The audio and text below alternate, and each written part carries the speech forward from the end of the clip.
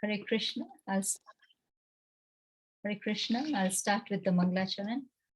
Om Ajnanatirmirandasya Jnananjana Shalakaya Chakshurumilitam Yena Tasmai Shri Guruve Namaha. Shri Chaitanya Manobhishtam Stapitam Yena Bhutale Swayam Rupa Kadamayam Dadati Swapadantikam. Vandeham Shri Guru Shri Yuta Padakamalam Shri Gurum Vaishnavamscha Shri Rupam Sagrajatam Sahagana Raghunatha Vitam Tam Sajivam Sadvaitam Savadutam Parijana Sahitam Krishna Chaitanya Devam Shri Radha Krishna Padan Sahagana Lalita Shri Vishaka Vitamscha He Krishna Karuna Sindhu Deenabandhu Jagatpate Gopesha Gopika Kanta Radha Kanta Namostute Tapta Kanchana Gaurangi Radhe Vrindavaneshwari Vishabhanu Sute Devi Pranamami Hari Priye Vanchakalpatarubhyascha Kripa Sindhu Bhayevacha Patitanam Pavanebhyo Vaishnavebhyo Namo Namaha. Jai Shri Krishna Chaitanya Prabhu Nityananda Shri Advaita Gadadhara Srivasadi Gaura Bhakta Hare Krishna Krishna Krishna Hare Hare Hare Rama Rama Rama Hare Hare. Hare Krishna. Hare Krishna Prabhuji, Dandavat Pranam. Please accept our humble obeisances on behalf of everybody in this group who have joined and are about to join Prabhuji. Prabhuji, we are reading the Srimad Bhagavatam and we are on Canto 1, Chapter 4. Chapter 4, Prabhuji, is the appearance of Sri Narada, and today we are on text 14. Prabhuji, should we hand over to you, or would you like us to read the text, translation and purport? If Avinash Prabhu or Tirth Prabhu would like to read, that would be nice. I think Prahlad Prabhu, are you in a position to read? Krishna. Hare Krishna. Hare Krishna. Prahlad Prabhu, is it possible for you to read the translation and not quite prepared, Mataji. Okay. I'll, Avinash Prabhuji, do you have the Srimad Bhagavatam with you? Sorry, I've just joined here, so remind me where we are. Prabhuji, we are on Canto 1, Chapter 4, Text 14. Text 14. Yes, Prabhuji. So we are reading the text as well? Yes, Prabhuji, if you can read the Sanskrit so that we can also learn how to pronounce. Okay, I'll try. I'll try here. Okay, Haribol. Okay, Canto 1, Text 4, Chapter 4, Text 14. Sutta Uvacha Dvapare Samanuprapte Drapare Samanuprapte Tritye Yuga Paryaye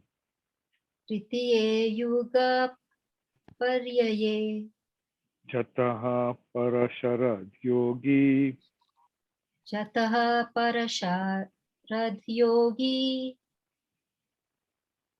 Vasvyam Kalaya Hare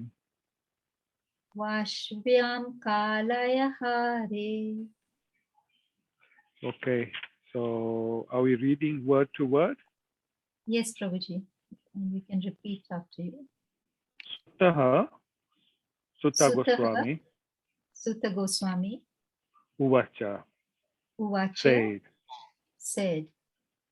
Dwapare, Dwapare, in the second millennium, in the second millennium, Samanuprapte, Samanuprapte, on the advent of, on the advent of, on the, sorry, I'm sure, sorry, on the advent of on the Tritiye, advent of Tritiye, third, third, Yuga, millennium, Yuga, millennium, Paryaye, Paryaye, in the place of in the place of Jataha, Jataha, was begotten, was begotten, Parasharat, Parasharat, by Parasara, by by Parasara, by Parasara, Yogi, Yogi, the great sage, the great sage, Vasvyam, Vasvyam, in the womb of the daughter of Vasu, in the womb of daughter of Vasu, Kalaya, Kalaya, in the plenary portion, in the plenary portion, Hare, Hare, of the personality of Godhead. of the personality of God. Hare Okay. Krishna, thank you very much, Prabhuji, Thank for you. reading the text and the word to word. Prahlad Prabhu, you are ready now? Yes, Mataji. Translation and purport. The purport, yes? Translation first, Prabhu, and then the purport. Yes. Translation. Sutta Goswami said, when the second millennium overlapped the third, the great sage Vyasadeva was born to Parasa in the words of Satyavati, the daughter of Vasu. Purport by His Divine Grace, A.C. Bhaktivedanta Swami Srila Prabhupada. Srila Prabhupada ki jai. There is a chronological order of the four millenniums, namely Satya, Dvapara, Treta, and Kali. But sometimes there is overlapping. During the regime of Vaivasta Manu, there was an overlapping of the 20th round of the four millenniums, and the third millennium appeared prior to the second. In that particular millennium, Lord Shri Krishna also descends, and because of this, there was some particular alteration. The mother of the great sage was Satyavati, the daughter of the Vasu, fisherman, and the father was the great Parasa Muni. That is the history of Vyasadeva's birth. Every millennium is divided into 3 periods, and each period is called a Sandhya. Vyasadeva appeared in the third Sandhya of that particular age. Hare Krishna. Hare Krishna, thank you very much, Prahlad Prabhu, for reading the translation and purport. Hare Krishna, Prabhuji, we hand over to you now. Hare Krishna. So thank you, Mataji. Thank you, everyone, for this opportunity. Apologies. Obviously, this is an n-minute sort of change between Kunchabja Prabhu and myself. But I pray that with everyone's blessings, we can actually turn the Srimad Bhagavatam together.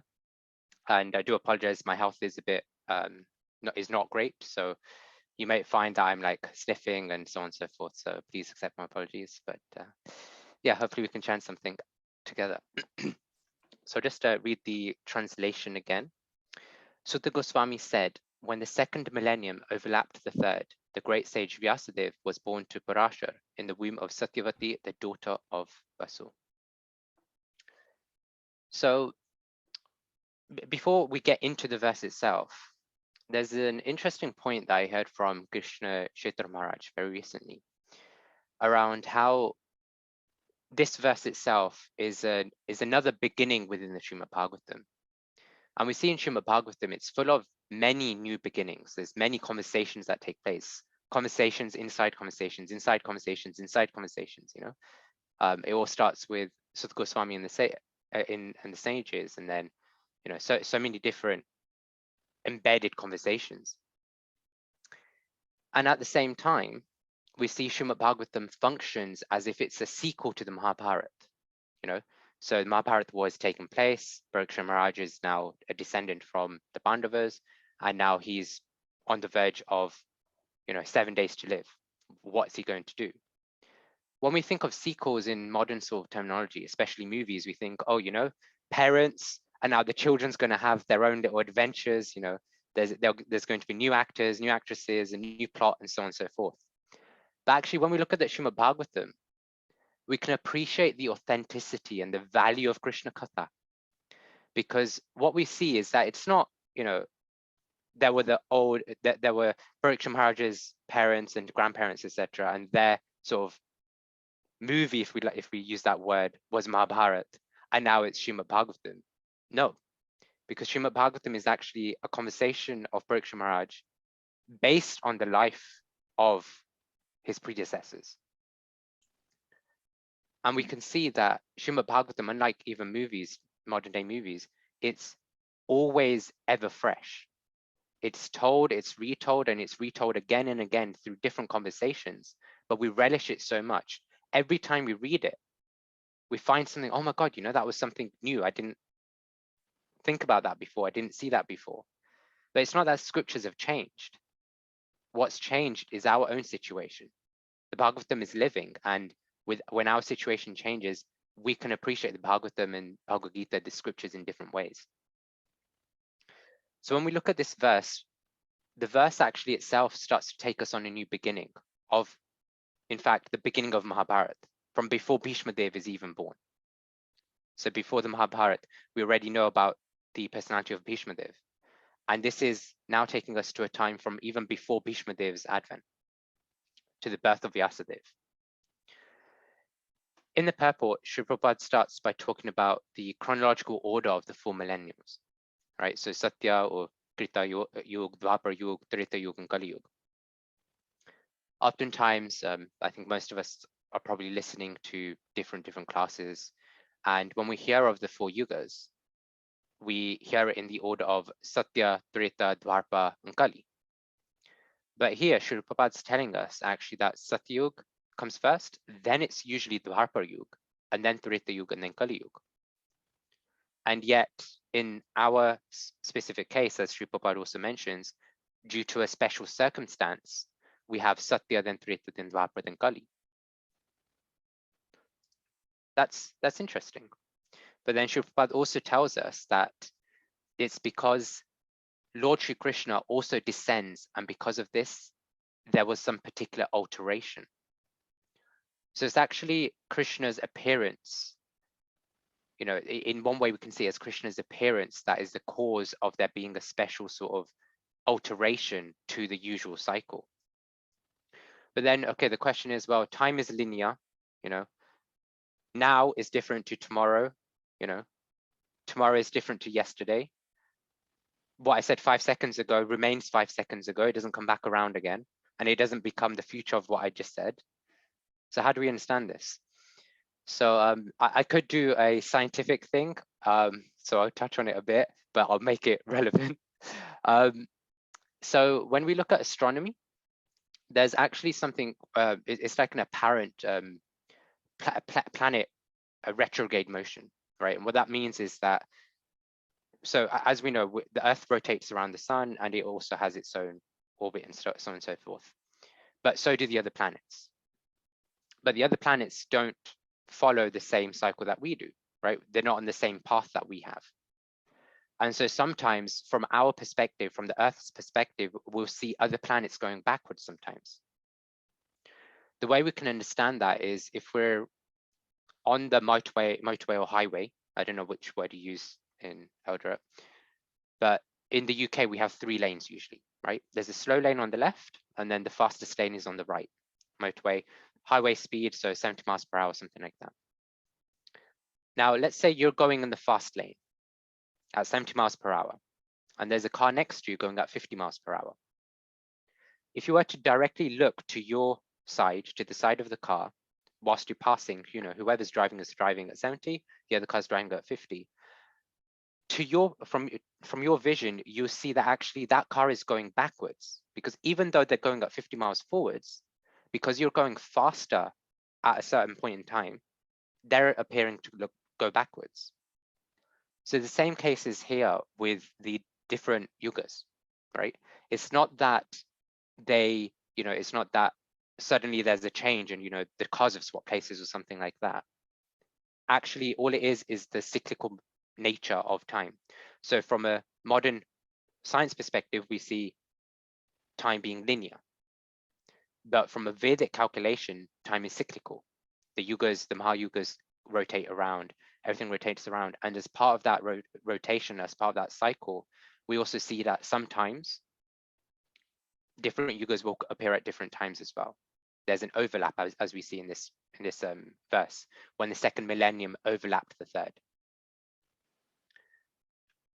So in this case, we see that in our current millennium, we see that Treta appears before Dwapara.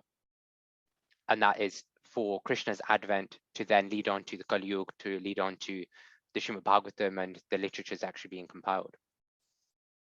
So that's one aspect of the purport. And before we get into the middle section around the birth of Vyasadeva, I'll quickly jump to the last section as well, because it's quite related. The last line, just reading it again, every millennium is divided into 3 periods, and each period is called a Sandhya. Vyasadeva appeared in the 3rd Sandhya of that particular age. So what is Sandhya? Right? Oftentimes we do hear the Sandhya Kal or something like that. So if you break it out, then sun is like auspicious or good. And then dhya, you could take the word dhya and it's part of the word of dhyan, right? So dhyan meaning like meditation. And then kal meaning time. So if we look at the verse, the phrase itself, Sandhya Kal, is the auspicious time to perform meditation, right? Now, we see that there's 3 Sandhyas, right? 3 periods. Each period is called a Sandhya.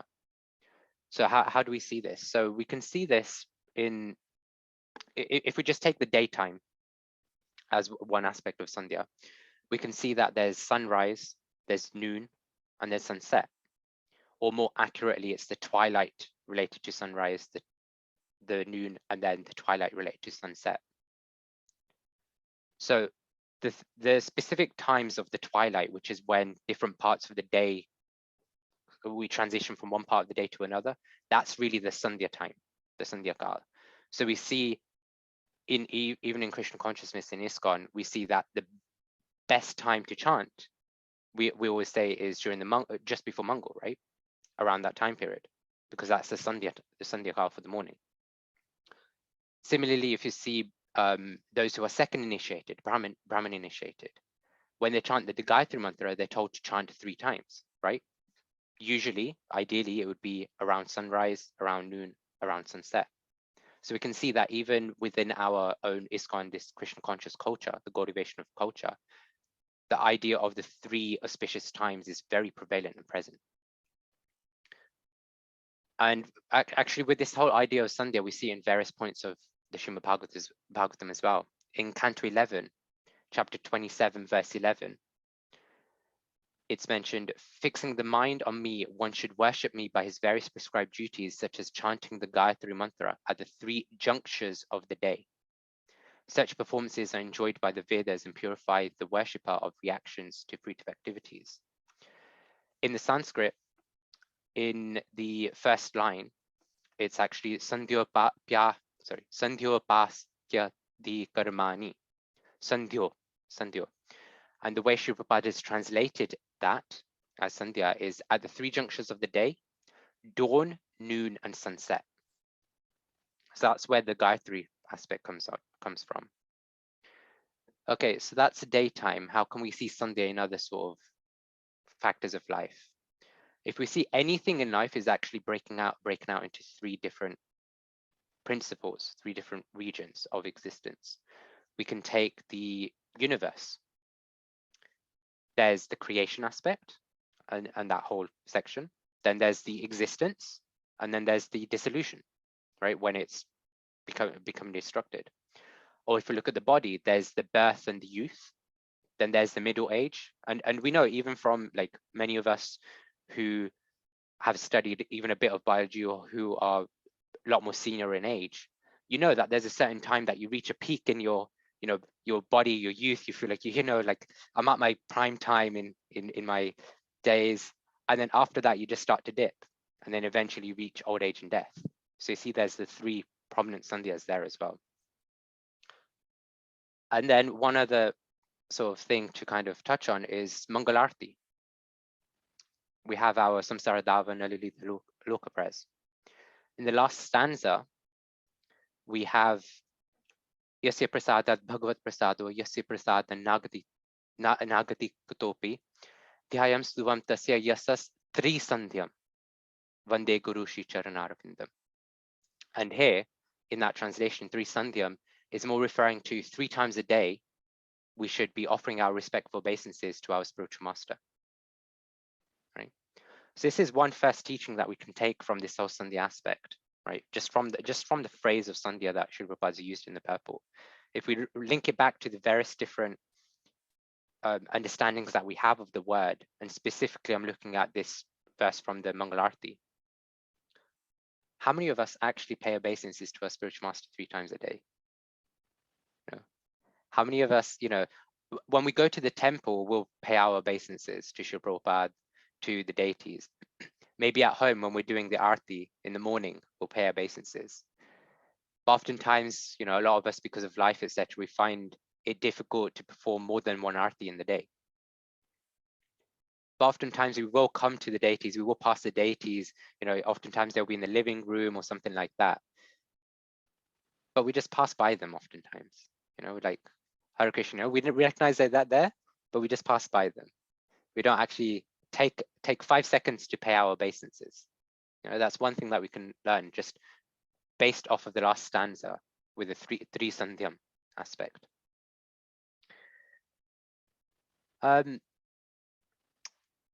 So with the spiritual master as well, we see, bringing it slightly back to the verse as well, there's Vyas Puja as well, right?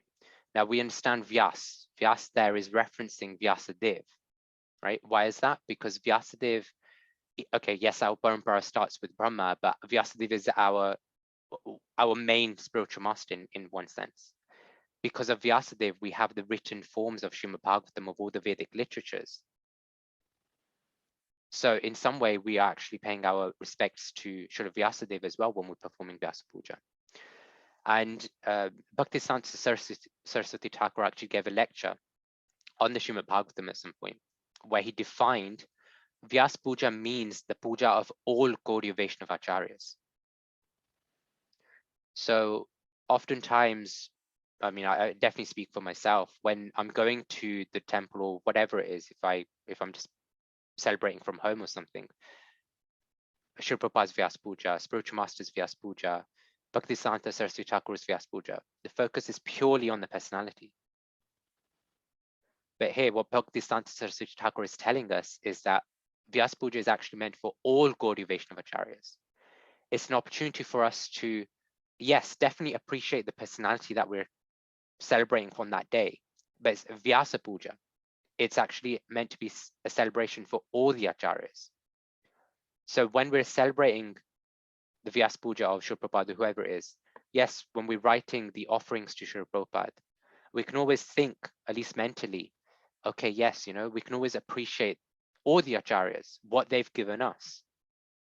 Prabhupada is an Acharya, but he became an Acharya, he gave us so much because of his faith, his determination, his trust, and his chastity to his predecessing Acharya, and so on and so forth.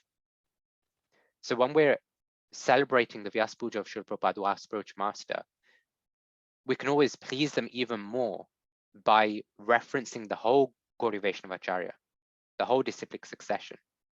We can appreciate every personality in the parampara. And actually, if we see it one way, that's what would please them as well. Because in their heart, they know that what they've gotten is because of their guru, of their predecessing acharyas. One thing that comes up a lot with a Bhakti Vriksha group that I'm in as well, that we run in the UK, is that oftentimes we want to appreciate the personalities leading the Sangha, so on and so forth. And, you know, we always get taught, especially those who are preaching, that, you know, you should be humble, accept the praise, but pass it on. You know, like you didn't get anything, you pass it on. But these personalities aren't being humble for the, you know, by namesake. You know, when I'm being humble, I'm saying, okay, you know, like praise me more, but, you know, I'll lip service, I'll give it back to the gurus. But these personalities actually mean it when they're saying, actually, you know what? I'm nothing. Without my guru, I'm actually nothing. It's because of them that I'm able to give you this. And in fact, I'm not giving you anything. I'm just presenting what my guru has given. I'm just serving him by sharing it with you. So the question we can ask is, when our acharyas, when Srila Prabhupada, everyone has done so much to propagate the movement, to push on the Vani from their spiritual masters, what can we do? What are we doing? What battles are we fighting to please them? What sacrifices are we making to please them, right? To propagate the movement and to push it forward. Because if we see our whole disciplic chain, they all had the opportunity to just, I mean, Srila Prabhupada was in Vrindavan, right? He had the perfect opportunity to just live life selfishly and just practice his own Krishna consciousness, go back to Godhead. But he took the anxiety to come to the West, to travel the world multiple times, to stand up so many temples, to translate so many books. Why? Because he understood the mood is to propagate the movement, to push Krishna consciousness forward, not just for the sake of pushing it forward, but to bring others to Krishna. Have that compassionate, that merciful mood. So we can ask ourselves, what are we doing to help push forward? You know, whatever service, it doesn't have to be preaching, but are we doing something that we can say, yes, you know, if Srila Prabhupada stood in front of me today, I could say, I am doing this service for you, Prabhupada. Are you pleased? So that comes from Vyas Puja, right? That whole conversation. So we can bring it back to Vyasadeva and his whole appearance, right? How did he actually come? So in the purport, Srila Prabhupada mentions a couple of other personalities. So there's Satyavati, Vasu, and Parashara Muni. So I'll talk about Parashara Muni first. So it's described that he's actually a very great sage, and in the purport, Srila Prabhupada uses just the word great Parashara Muni. But in other verses, he is referenced as a great sage. And in fact, when we hear of the 6 opulences of God, of Krishna, you know, wealth, full of strength, fame, beauty, knowledge, renunciation. Where does this come from? This actually comes from Parashara Muni, right? He's the one that has given that. And yeah, that's just one part of his sort of greatness as a sage, what he's given us. He's great, he's powerful, he's a self-realized sage. And then if we look at Satyavati, right, who is Vyasadeva's mother, it's described in this purport that she's actually the daughter of a fisherman, Vasu. There are different sort of versions of her heritage. The most common one that I've heard actually is that Vasu was not a fisherman necessarily, but was a king who, long story short, he's away from home on expedition and he has to stay the night away, but he's thinking about his wife, the queen. And in that process, he releases semen. Now, in those days, you know, I mean, even now, semen is very valuable. And so what he did was that he contained the semen and he sent a bird to go and deliver it to his wife so that she gets impregnated, etc., etc. But on the way, the bird gets attacked by another bird. And then the pot basically falls in the water and a fish gets impregnated, basically. And so Satyavati is actually the daughter of the fish from the semen of a king. And I don't fully remember, nor do I know the middle sort of thing, what happened, but she ends up being either adopted or something like that from a fisherman. And this fisherman's job is actually to help passengers cross the river. Right, so that's one of the services or jobs that the fisherman does. And Satyavati, being the daughter of a fisherman, sometimes goes with him. But it's described that Satyavati, because of her birth, the way she was born and the place that she lives in, she's a fisherman's daughter. So I don't know if you've ever been to like fish markets or anything like that, but they are very, very smelly, to the extent that even those who eat fish don't like to go to the fish market or stay there for too long. That's how odorous it is, in a bad sense, right? And Satyavati is, I mean, full of this odor, right? Pungent in one way. So many people don't like to go when Satyavati is there, because they're like, oh, like it smells, etc., etc. And okay, so that's, so the three personalities basically: Vasu, Parashar Muni. So Parashar Muni, a great sage, self-realized soul. Then Satyavati, who is a daughter. Okay, she's probably, well, she's a young maiden, and from the description, she smells very badly. Now, even in modern days, like if we see somebody who's quote unquote materially ugly, etc., etc., nobody's really attracted to them, right? But oftentimes it is described that Parashar, and this is one version, that Parashar was attracted to Satyavati, and therefore he wanted to engage in physical relationships with her. But what I've understood to be more shastrically correct is a different version, which is that Parashar Muni being a great sage, he was an expert at astrology.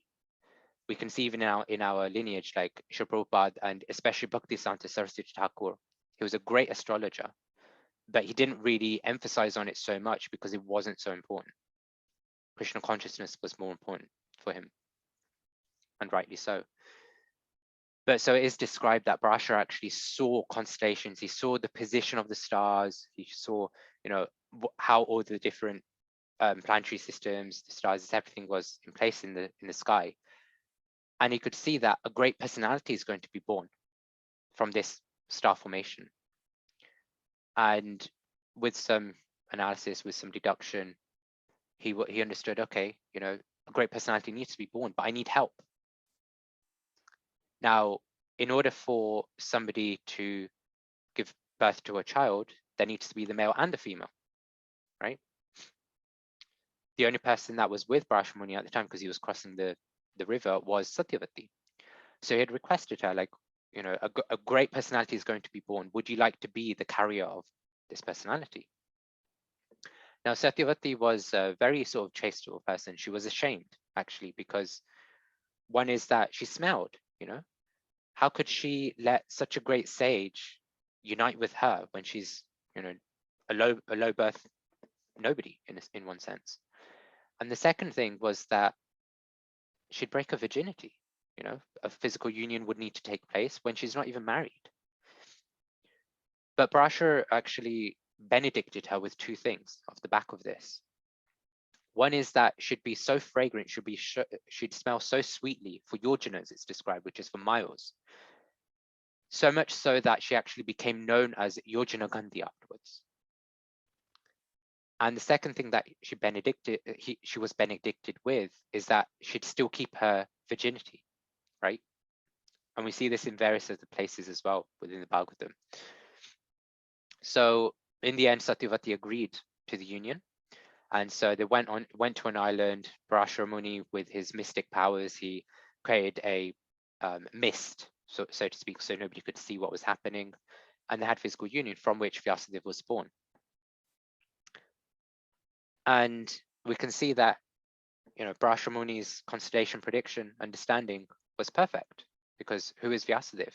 He's the Satyavesh avatar, the empowered incarnation of the Supreme Lord.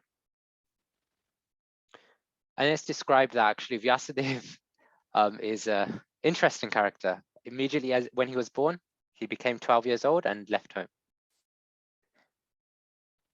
But before leaving home, he had told his mom, told Satyavati that if she needs him, then she can call out to him and he'd return. So this Satyavati, for those who are familiar with Mahabharata to some degree, is the same Satyavati who then marries Bhishma Dev's father, right? We probably will have time, so I might talk about that a bit later. But yeah, so Bhishma Dev's father, backstory there is that Bhishma Dev's born from Mother Ganga, and his father gets attracted to Satyavati after she's now fragrant, etc., and wants to marry her. Bhishma Dev sees this, and because there's a lot of turmoil sort of between Satyavati's fisherman father and Bhishma Dev's father around the marriage proposal, Bhishma Dev promises that he will live a brahmachari lifestyle. He will never get married, he will never have children, such that Satyavati's children could heir the throne. And in return for this, Bhishma Dev's father gives him the benediction of Ichamrityu, which means that he can die at any moment when he chooses. So the moment he chooses to die, he can die. That's an absolutely great benediction for those who are Krishna conscious, by the way, because when you're listening to Krishna Katha, when you're speaking Krishna Katha, you could go, I want to die now, and you're guaranteed to go back home, back to Godhead. You don't have to think about, oh, like whilst I'm driving, I see an advert on the street, like a billboard, and I'm reading it. And what if I have an accident and then pass away? No, you just choose whilst I'm on a Zoom call, listening to Krishna Katha, I'll just pass away nicely. But yeah, so yeah, that's one Mahabharata aspect to Satyavati, and the other is also that we see that in the Mahabharata, that Pandu, Dhritarashtra, and Vidura, they're actually step brothers. And the backstory is that Satyavati is the one that instigated Vyasadeva to beget children, to heir the throne.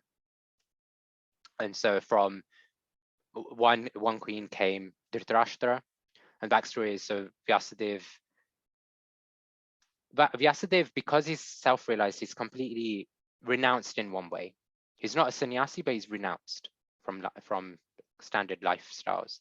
So he kept himself as a very, in a very simplistic terms, without disrespect, but in a very ugly sort of form. He'd not shower, etc. His hair would be very messed, like it's like, what's it called, matted hair or something like that.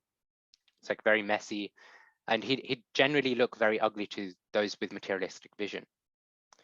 And when he was called in to actually beget these children so that they could take the throne, he wanted to actually spend time to, prepare himself so that he looked attractive, etc., etc. But Satyavati forced him to actually, no, we need an heir now, because there was an urgent situation. The kingdom was without a king. And in doing so, Vyasadeva was like, okay, fine, but my condition is that whoever he's engaging in physical relationships with, they accept him and they appreciate him properly. So the first person, Ambika, so physical union with Ambika, and Ambika was so scared that she closed her eyes during the union. And thus Dhritarashtra was born, who was blind. Second one, Ambika, she turned pale, and thus Pandu was born, who was also pale.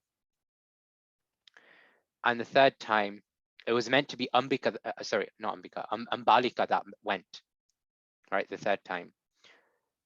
But Ambalika had actually cheated Vyasadeva based off the fact that she didn't want to unite with him again. And instead, in her place, she sent a servant, a maid servant. But the servant was absolutely relaxed. She fully appreciated Vyasadeva. And thus Vidura was born, who was perfect. He's actually the wisest of the three as well. So that's a bit of Vyasadeva's birth and a bit of the pastimes of him with his mother. But what can we learn? Like it's nice that these are just pastimes. And I've kind of, to be honest, because of my lack of preparation, I've just jumped from one pastime to another kind of thing. But what can we learn from the pastime of Vyasadev's birth? What's actually in it for our growth, other than just the nectar that we're hearing around, it's Krishna Katha. For me, there's two things that we can really take away. One is Vyasadev, right? Who is he? He's a Satyavesh avatar, born in the womb of a low birth fisher woman, right? Now, when we think of great people, great personalities, we often think, oh, they have a great lineage, they come from great parenthood. Even you can see Krishna or the Pandavas, etc., they come from a great lineage. But here's Vyasadeva, who's a Satyavesh, an empowered incarnation of Krishna. And he takes the birth from a fisherwoman. We can also see Haridas Thakur. From the period of that time, he was born in a Muslim family, which is considered very low caste from a Hindu cultural sort of perspective. But Chaitanya Mahaprabhu made him the Namacharya.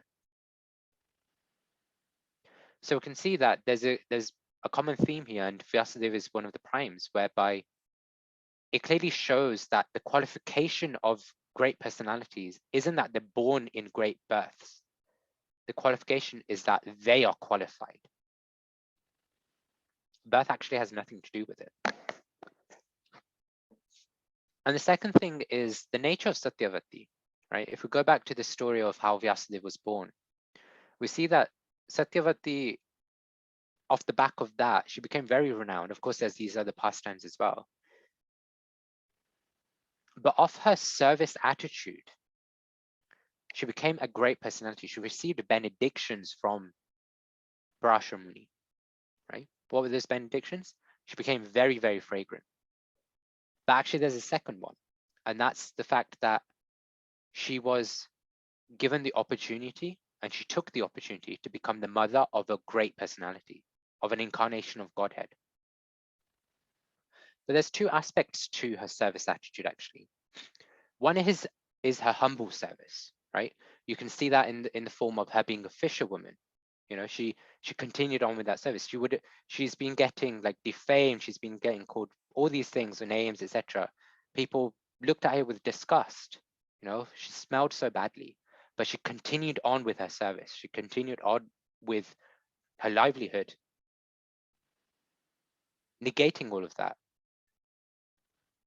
And the second thing is that, and I heard this term from another devotee, she took on the embarrassing service. What's the embarrassing service? Without being married, she's begetting a child. She was having an intimate, quote unquote, intimate relationship, a physical relationship with somebody before she's married. Chastity throughout the Bhagavatam is a very big thing in all the female personalities that we see. But she still took that service on. And that's why the term this devotee uses is embarrassing service. What can we learn from this? We can learn to take embarrassing services on. Now, when I'm saying embarrassing services for us, I'm not saying we take on services of impregnating people, so on and so forth, because this was Parashara Muni, right? He was a great sage. He was a self-realized soul. At least I speak for myself. I'm not a self-realized soul. I'm not at a stage where I am begetting a child purely because the constellations are right for a great personality to be born.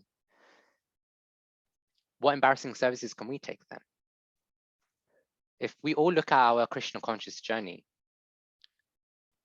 anything which presents our Krishna consciousness in the eyes of public becomes a place for embarrassment.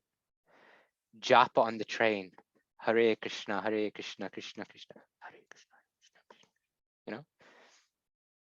Or more explicitly in terms of public service, things like book distribution or Harinam or Sankirtan, things that often we get very touchy on. Oh, I don't feel comfortable with this. I don't know if I want to go out.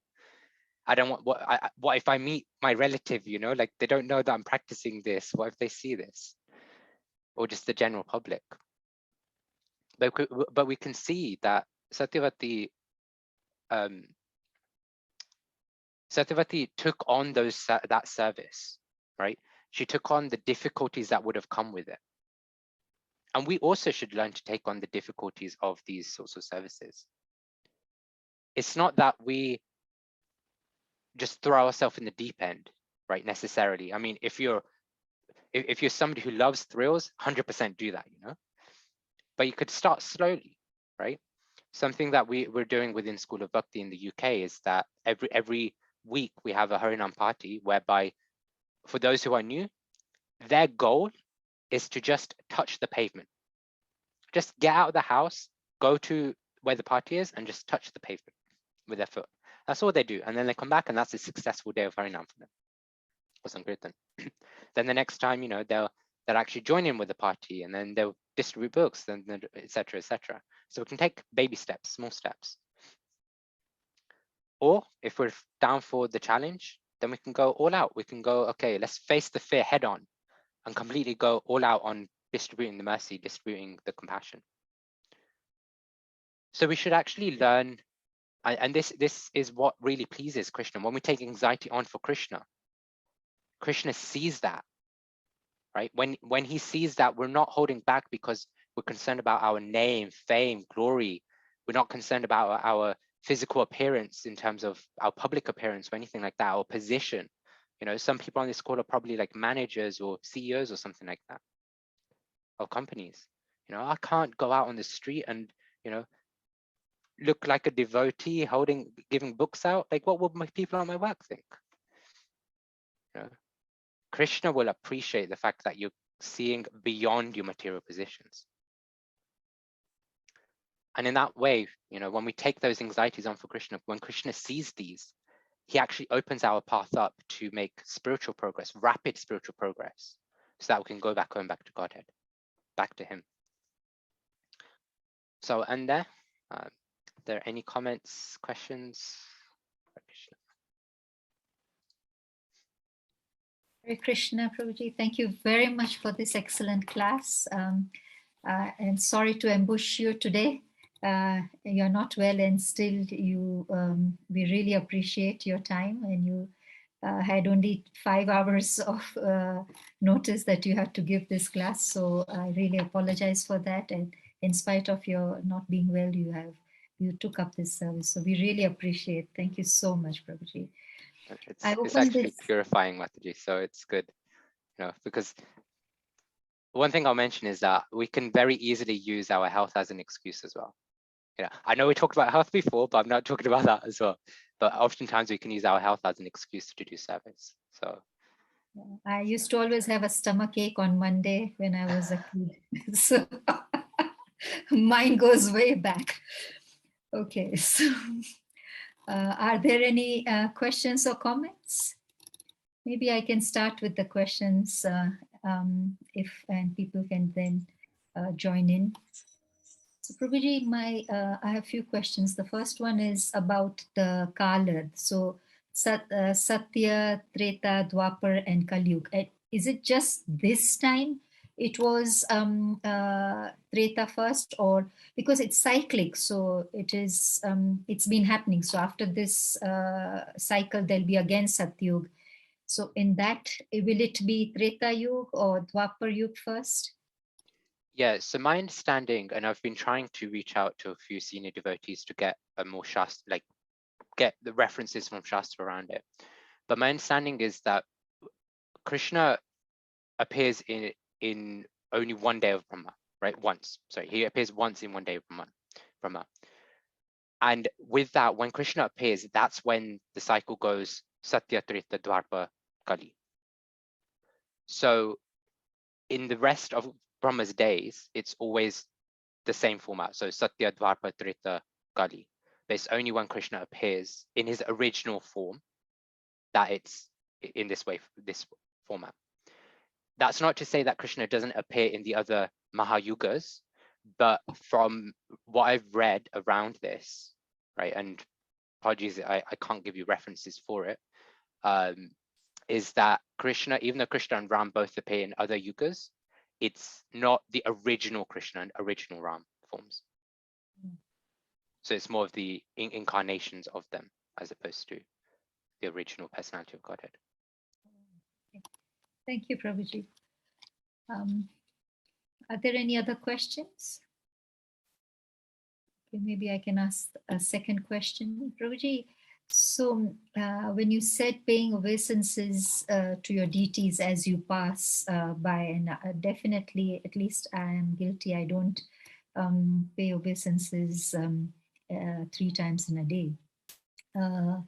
But I have a neighbor who's a Somali, and today I was observing that they never miss out on, I mean, the way they pray and they make their obeisances is similar to ours as well. And I mean, so much so that even in airports, they have a prayer room.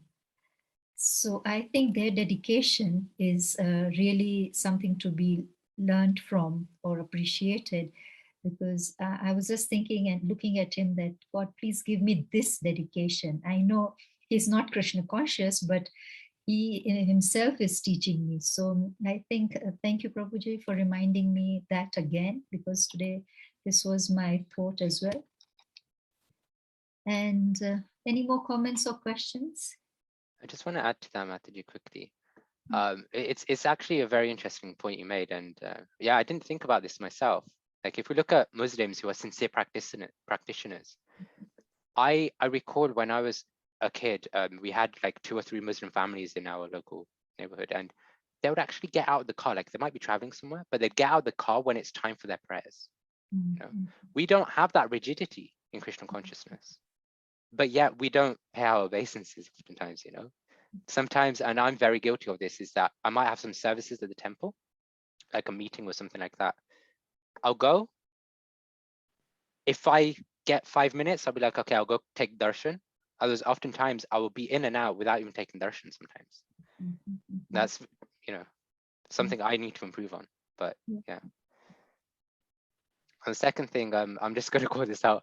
I didn't notice we had the Sandhya Mataji on the call as well. It would have been nice for Sandhya Mataji to explain her name. Yeah, and she joined in just when you were explaining about Sandhya, so she might have even thought that we are talking about her. But Sandhya Mataji, it is the Sandhya. I'm sure you figured it out. No, Kirtika Mataji, I don't ever think anyone talks about me. I'm not that special. Yes, Prabhuji, I know my name just means dusk. And so actually my mom was going to call me Chaya before she decided to give me the name Sandhya. And I just know it's dusk. So my sisters call me Dusky when they want to annoy me. But other than nothing auspicious about me, Prabhuji, but I thought the class was brilliant. And if I have your permission, Prabhuji, I just want to ask, why was Bhagavatam considered to be a postgraduate book as compared to Gita? Because I was telling my mom about Bhagavatam, and I was saying Bhagavatam is like lots of stories. It's quite nice. And actually, while you were telling Vyasdev's story, I was asking Mom, do you know how Vyasdevji was born? She started telling me the story of Vyasdevji dictating the Gita to Ganeshji. But I thought Gita is much more difficult than Bhagavatam. So I would have thought Gita to be postgraduate and Bhagavatam is something to ease us into Gita, because I think Gita is so much more complicated. Am I wrong, Prabhuji? It's a very good point, actually. I don't know if anybody else on the call actually has the official answer to this.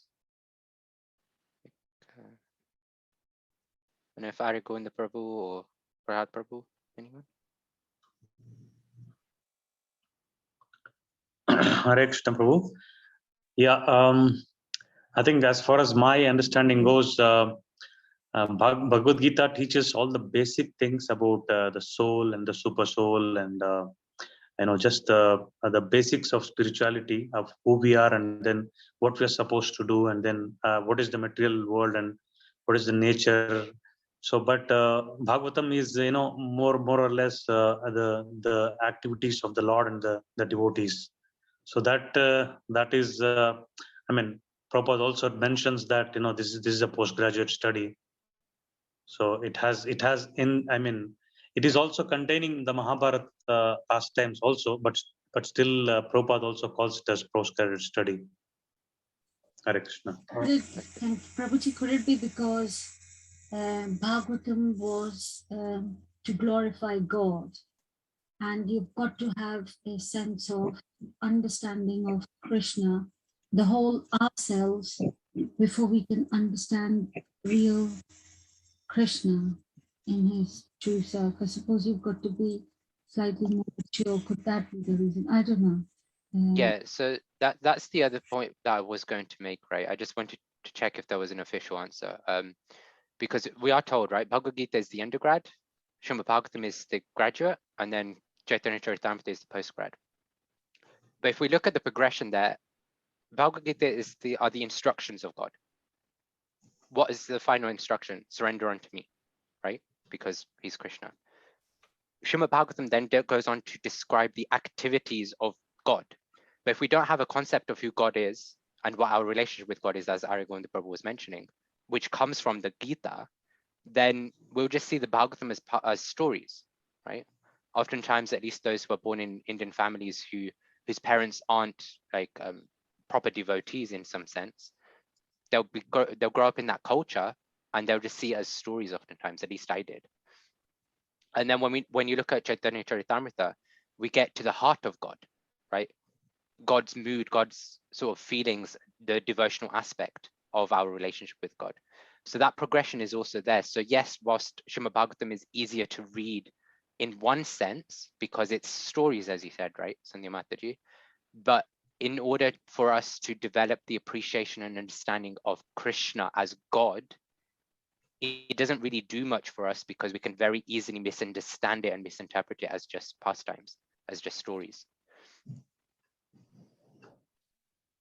Thank you, Prabhuji. Hare Krishna. Hare Krishna. Are there any other questions or comments? Hare Krishna. Sabinash Prabhuji, Hare Krishna. I just wanted to, just talking about this three sandhyam, paying obeisances 3 times and so on.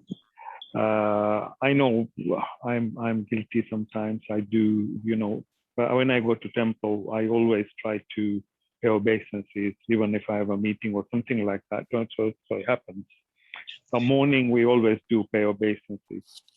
But I was just thinking about Haridas Thakur actually. He never got a chance to go to the temple, but he was seeing the temple from far away. And the key for him was chanting the Harinam throughout the day. So my question is the priority obeisances, or should it be we remember Krishna 24 hours a day rather than 3 times a day, where people ritualistic do these prayers? The key thing is to be Krishna conscious 24 hours a day and chant like Haridas Thakur did. So my question is the priority. Where does this take priority? Which one takes priority over the other? That's a very nice question actually. So I will just start off by clarifying it's not 3 times a day, it's at least 3 times a day, yeah? So there's always room to do more. Okay, so this actually reminds me of a pastime of Srila Prabhupada where a disciple had actually gone to Srila Prabhupada, right? Like, Srila Prabhupada, I don't feel like paying obeisances to you. I don't feel like paying obeisances to the deity, right? So what should I do? Because my heart's not in it. But Srila Prabhupada instructed him that actually you pay the obeisances anyway, because by paying the obeisances, one day you'll actually have that genuine feeling, that appreciation, and that desire to actually pay your obeisances. So then it comes to what you mentioned, right, Avinash Prabhu, around, okay, what's priority? Is it remembering Krishna 24/7, or is it trying to pay obeisances ritualistically? At our stage, if we actually are honest with ourselves, are we honestly saying that we are actually Krishna conscious 24/7? I myself know I'm not. There'll be many times throughout the day where I'm thinking, okay, kirtan's on in the background whilst I'm working, etc. But my consciousness just goes into my work as the primary thing.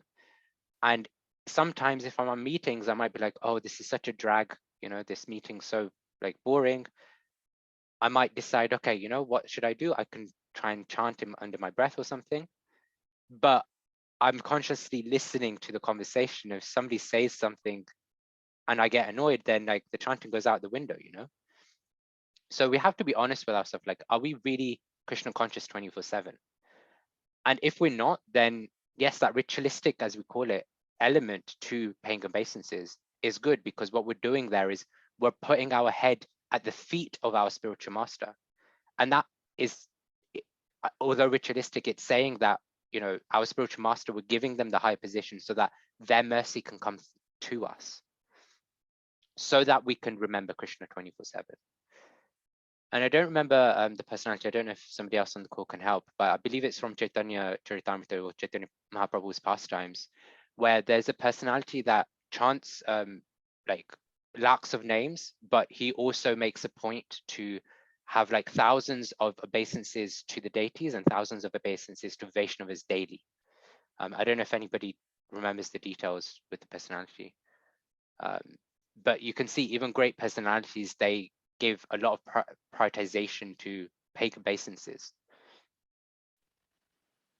So it probably didn't answer the question, Prabhu, but hopefully it helps. Thanks, Prabhu. Yeah, that's quite a good answer. Actually, that's what we need to do, both in parallel, because we need the mercy of the Guru by paying obeisances. Because Guru can go a long way in giving us mercy, then we can chant the names of the Lord properly. And I'm just, I was curious when I was thinking about Haridas Thakur's pastime here, that he was constantly chanting. And probably we should be thinking of Krishna 24 hours, but we don't. You're right. We don't think of Krishna 24 hours a day. But we should probably, for me personally, whenever I get time, I probably, if I haven't got nothing to do, I just think, oh, let me put my hand in a bead bag and start chanting. So that's something, I was just thinking that we must do that, while we have got nothing to do, because at least you're remembering Krishna that way. Yeah, the other thing with Haridas Thakur is that it wasn't that he was just chanting 24/7. He was relishing the chanting 24/7. That's right. And I think that word itself makes a big difference to comparing our True. chanting to his, right? Very, very true. Very true. Yes. Hare Krishna. That reminds me of Radhakanta Prabhuji. He mentioned that Mother Kulangna would pay obeisances to every devotee she would see. So she was constantly paying obeisances to them. Okay, Arya Govindas Prabhuji, kindly. There is a Babaji in Vrindavan, and he does the Dandavat Parikrama to the Govardhan. So that means every step he pays the Dandavat Parikrama and he moves ahead. So his whole activity for the whole life is just doing Dandavat Parikrama to Govardhan. And if we're talking the same personality, I think he does 108 at each step, right? Yes. 108 times. He has a Govardhana Shila. He does 108 times and then moves ahead. And then he eats prasadam in one of the temples in Vrindavan. And then his only job is his only life is to do Dandavat Parikram. Wow. Physically, we can't even imagine how it could be. And we get tired just going around doing one parikrama. And our bodies are healthier. Babaji's, I don't know how old Babaji is, but Yeah. the record is quite old as well. So Yes. Hare Krishna, we have exhausted our time, but I'd like to introduce, Panchali Mataji has a question, but I wanted to even introduce Path Prabhuji, who's our mentor at ISKCON Eldoret. And I think he hasn't met Brijesh Prabhuji. It's okay, Mataji. You can introduce Prabhuji, because what I was going to say is a comment, and I'm not even sure if I'm correct. I would have been Might as speculating. well make the comment. Pat Prabhuji is there. So yes, But do correct me, Prabhuji, Brajesh Prabhu, or any other Prabhujis or Matajis on the call. So as you were teaching, and it's really my bad, I should take more proper notes.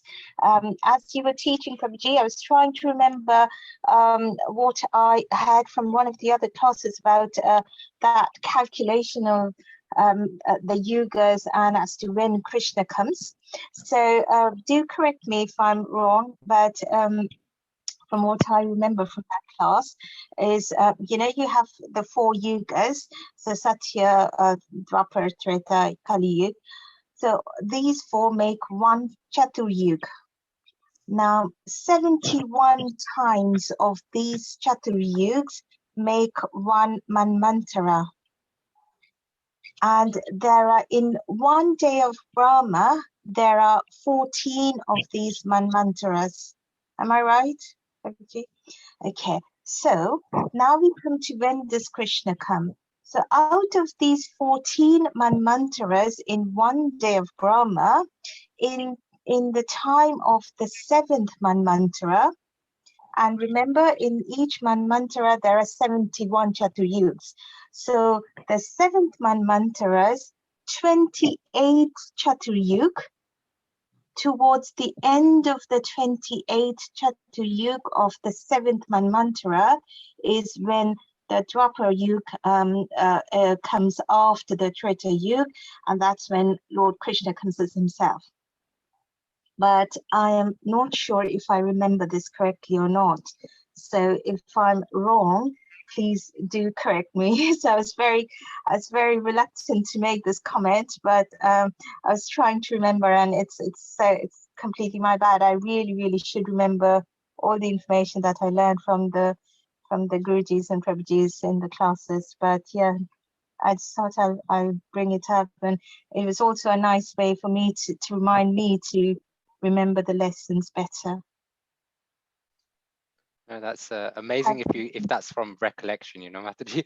But in terms of the calculations, as far as I followed, that's correct. The only thing is with regards to Krishna's original appearance, I've never heard that it's like fixed before, but I've never heard against that either. So I don't know if anybody else has. I'll try to be wrong in that case, Prabhuji. I've just never come across it, so you may well be correct. I just don't know. I don't know. I'll find out, but you might be able to advise me better next time. Sorry about that. Apologies, Hare Krishna. Hare Krishna, I mean, I can't even remember so much, so I'm keeping it very simple. But my husband was telling me about it, and I said, okay. But it's too complex for me, all these calculations. I wasn't good at maths. Okay, so I would like Path Prabhuji, if you are there, Prabhuji, if you can switch on your video. Brajesh Prabhuji, Path Prabhuji is our mentor, and we are here because of him.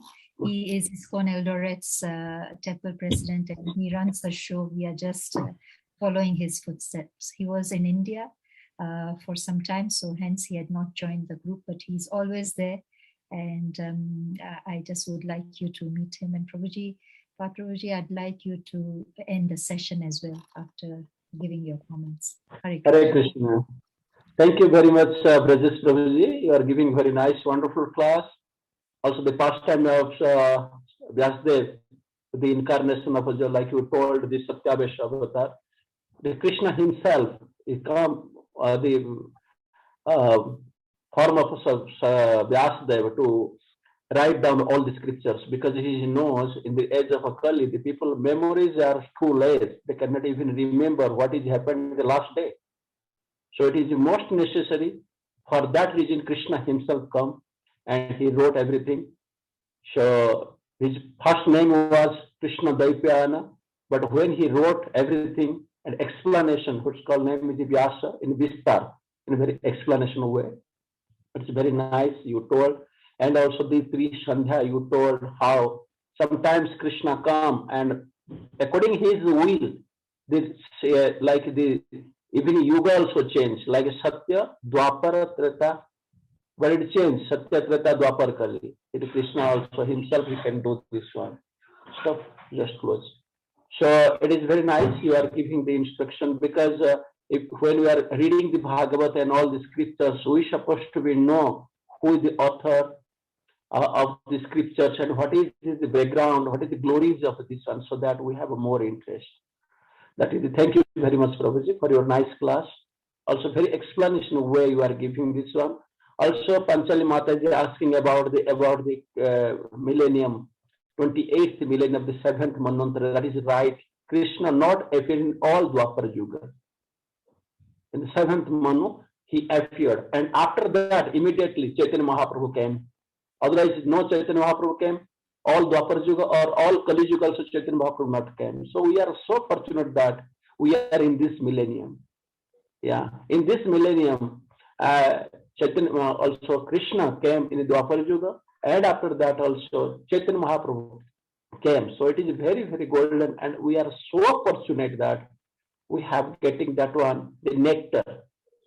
So also we are also so fortunate soul, we are joining ISKCON and getting the Guru Parampara and everything. That is also, thank you very much, Panchali Mataji is telling, it's very right. Also you mentioned about the other things like Tri Sandhya, like Haridas Thakur, he have doing 22 hours, 23 hours a day, so he have no time to do this Sandhya. Also, another example I'm giving this one, Madhavendra Puri, who is the Chaitanya Mahaprabhu's Guru, Chaitanya Guru's Guru, Ishwar Puri, and Guru is Madhavendra Puri, who came from Vrindavan to Puri to bring the sandalwood.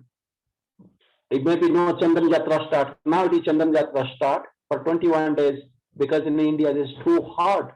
So the priest of all the temple, they are doing, they putting the sandalwood pulp to the god, because it's giving the cooling. Nowadays, that days there is no ST or the other thing, so that is the way they are giving. So Madhavendra Puri, by his effort, Madhavendra Puri is old as he came. Also, he prayed in his prayers, I am sorry, because when I chanting the transcendental name of Krishna, I forgot everything. And please, the forefather, the Tri Sandhya, I am not offer my obeisances to you, because he is so entangled and so like he forgot everything except name. So there is no question he is not doing the Tri Sandhya. There is no any offense or that one. But how did it happen? Like Prabhuji mentioned, Haridas Thakur or Madhavendra Puri, they are in exhausted stage. They are in a transcendental stage. We cannot compare or we cannot imitate that one. Just we can do what is our guru or what is our mentor told. We have just the parallel line, like a rail. There is two lines. Without one line, we cannot drive the train. So our sadhana, it means Tri Sandhya, japa, association, reading, cleanness, everything is there.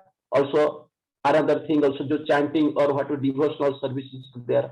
We are supposed to do the same thing, so that we can increase our faith, increase our interest, and we can understand better the scripture, and it is coming to, we can realize that one. And when we are in that stage, in Haridas level or in Madhavendra Puri level, then there is no need to doing so many formalities.